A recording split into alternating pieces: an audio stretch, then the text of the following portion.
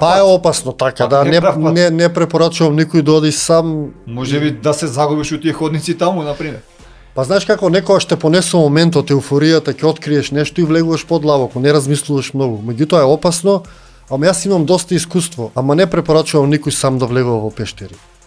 Освен ако не си земеш некое јаже, па да се враќаш според јажето. Или да.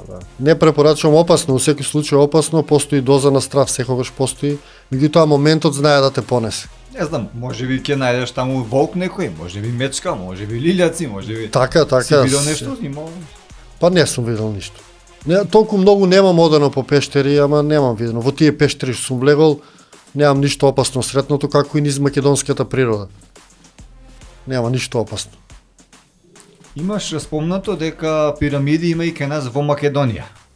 Долина на пирамидите, мислам дека ти тоа го нарекуваш, па може да ни спомнеш. Тоа е најновото видео што го снимав за повеќе пирамиди на едно место. Иначе Македонија има една од најстарите пирамиди. Тоа е пирамидата Островица покрај селото Габреш, Кумановско.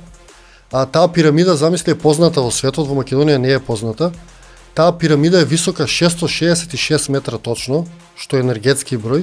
666. И да, точно е толку високо, на Google се гледа тоа, може да се провери сега лесно и е пирамидална форма совршена,